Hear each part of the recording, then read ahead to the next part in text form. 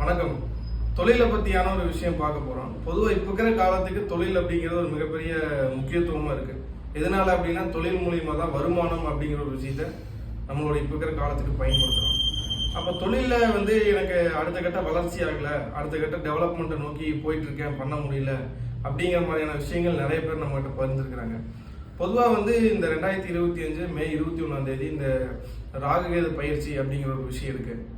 அப்போ இந்த ராகுகேது பயிற்சியில் மெயினாக ராகு மீனத்திலிருந்து கும்பராசிக்குள்ளே வராது.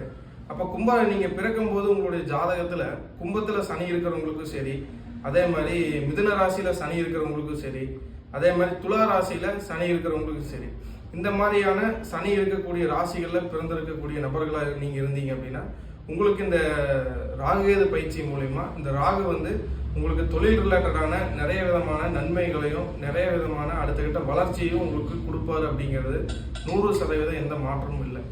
இதனால அப்படின்னா பொதுவாக சனி அப்படிங்கிற விஷயம் எடுத்துட்டோம் அப்படின்னா சனி அப்படின்னா நம்ம தொழில் மெயினாக நம்ம சொல்லுவோம், அதே மாதிரி ஆயுள் சொல்லுவோம். அப்போ ராகு அப்படிங்கிற விஷயம் உள்ள என்ட்ராகாட்டி மெயினாக பொருள் காரகத்துவத்துக்கு அதிகமான நம்மளுக்கு நல்ல பலன்களை செய்வார். பொருள் காரகத்துவம் அப்படின்னா என்ன அப்படின்னா நம்மளுக்கு தொழிலில் நல்ல வளர்ச்சி கொடுக்கறது, வருமானத்தை கொடுக்கறது, வெளிநாடு சம்மந்தப்பட்ட முயற்சிகள் எடுத்துகிட்டு இருந்தோம் அப்படின்னா இந்த மாதிரி வரக்கூடிய 21 மேக்கு மேலே எடுத்தோம் அப்படின்னா வெளிநாடு சம்மந்தப்பட்ட முயற்சிகள் எல்லாமே சக்ஸஸ் ஆகும்.